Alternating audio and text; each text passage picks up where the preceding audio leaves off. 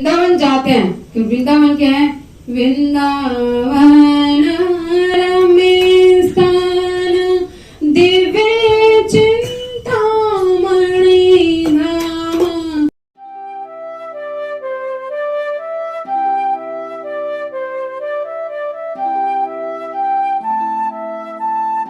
तो ये जो वृंदावन जो है दिव्य धाम है, ये इसको साधारण मत समझिए कि चलो जी आज ना खाली है समय, गाड़ी उठाते हैं और बाकी बिहारी मंदिर जाते हैं और टिक्की और दही खाते हैं, लस्सी पीते हैं, है ना।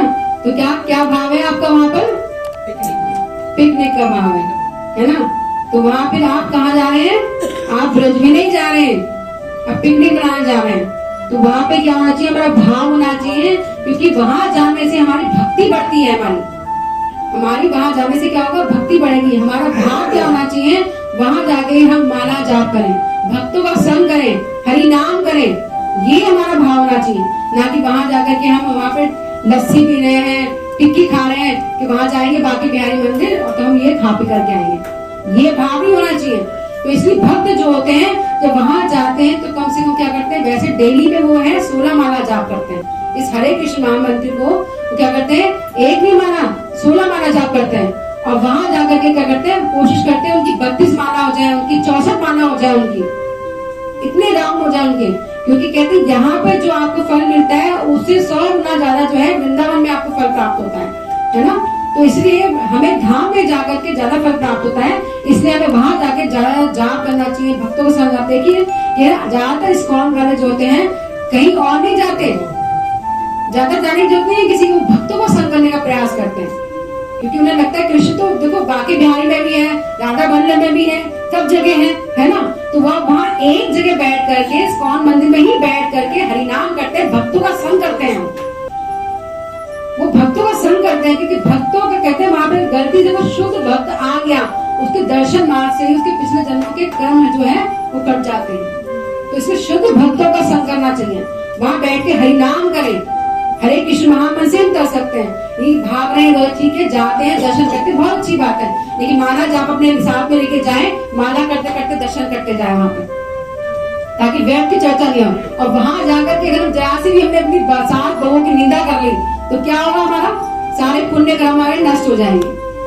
तो वहाँ पे किसी की भी निंदा नहीं करनी है, ये बहुत सोच विचार के में जाना चाहिए। अरे वो तो धाम ही ऐसा है, वहाँ दान पुण्य करना ही चाहिए। लेकिन आपको ये नहीं पता कि उन पैसों से कितने लोगों का घर चल रहा है। वो चलो उनकी ट्रिक्स होंगी पैसा निकलवाने की, लेकिन वो सारा लगता तो किसमें है? उन लोग में लगता है जो वहाँ के ब्राह्मण है, पंडित है। क्योंकि उन्होंने अब वृंदावन में किसी को ऐसे स्थान नहीं मिल सकता, उन्होंने पिछले जन्म में बहुत तपस्या करी तब उन्हें वृंदावन धाम मिला है। वहाँ के जो बंदर है, सुअर है, कोई भी जीव है, वो इस जन्म में भगवत धाम जाएगा ही जाएगा, क्योंकि उसने पिछले जन्म में जो है बहुत साधना करनी है, तब उसको वहाँ जन्म मिला है ब्रज के अंदर। तो इसलिए अगर आपको उनमें अवगुण नजर भी आए ना तो वो राधा रानी उनको क्षमा कर देती है। भले चाहे आपके मन में आ जाए कि ये तो है ना गलत काम कर रहा है, देखो ये गाली बक रहा है, इसको ये कर रहा है, वो कर रहा है, लेकिन अगर आपने सोच भी लिया उनके बारे में गलत तो आपको अपराध लग जाएगा। कोई अगर शिव अगर गाली दे रहा हो ना तो हाथ जोड़ के निकल जाओ। वहाँ कोई पंडित भी कुछ बोल रहे हैं ना, हाथ जोड़ के निकल जाओ वहाँ पे, क्योंकि राधा रानी उनको माफ कर देंगी, हमें माफ नहीं करेंगी, क्योंकि हमने इतनी साधना नहीं करनी अभी, वो उनकी प्रिय है। इसलिए आपको पता नहीं है कि ये अभी भक्ति है क्या, ये भक्ति है क्या चीज। वहाँ पे एक एक कण जो है वो इतना दिव्य है। वहाँ आज भी यमुना में यमुना रानी की यमुना जो बना रही है ना, वहाँ पर जो लोग देखे जाए कहते हैं अरे बड़ी गंदी है। वो गंदी नहीं है, वो हमारी दृष्टि ऐसी है हमारी जो हमें गंदी नजर आ रही है, क्योंकि हमारा जो है माया से हमारा ढका हुआ है सब। अगर हमें पता चले ना कि इस यमुना के अंदर कृष्ण राधा ने लीलाएं करी हैं, इसमें ये भगवान रोज लीला करते, खाना खाते थे तो इसी से हाथ धोते थे, यमुना महारानी में हाथ धोया करते थे यहाँ पर इस यमुना महारानी के अंदर। तो ये यमुना ये जो है ये बहुत पवित्र है, ये दिव्य है। यहाँ आज भी भगवान जो है रत्न के सिंहासन बना हुआ है, उसके ऊपर राधा कृष्ण बैठे हुए हैं जो हमें नजर नहीं आ रहे। इसलिए कहते हैं श्रवण जो है, ये श्रवण करना बहुत जरूरी है। जितना भगवान के बारे में सुनेंगे तो वो महसूस होंगे कि भगवान साक्षात में हमारे हैं सामने। जो ललिता विशाखा है वो क्या कर रही है, उनकी सेवा कर रही है वहां पर यमुना महारानी के अंदर। इसलिए जो इस चीज को समझ जाता है तो वो उस भाव से जाता है, क्योंकि ये कण कण जो है भगवान के चरण पड़े हुए यहाँ पर। किसी को कीचड़ नजर आती है, किसी को गोबर नजर आता है, यहाँ गंदगी नजर आती है, लेकिन भक्तों को वो गंदगी नहीं लगती, वो कण कण जो है वो दिव्य लगता है उसको।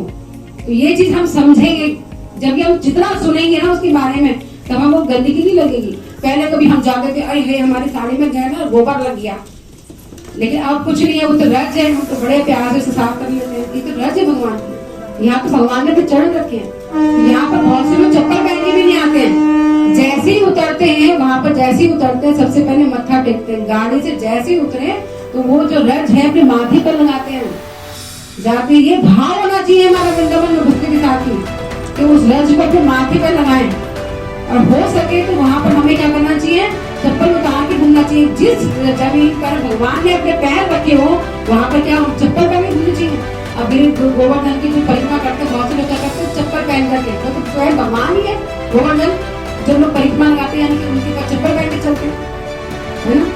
ये ठीक है, किसी को बहुत कष्ट है, परेशानी है, किसी को पैर में, तो वो पहन सकता है, लेकिन हमें ये भाव होना चाहिए, हमें चप्पल पहन के नहीं जाना चाहिए।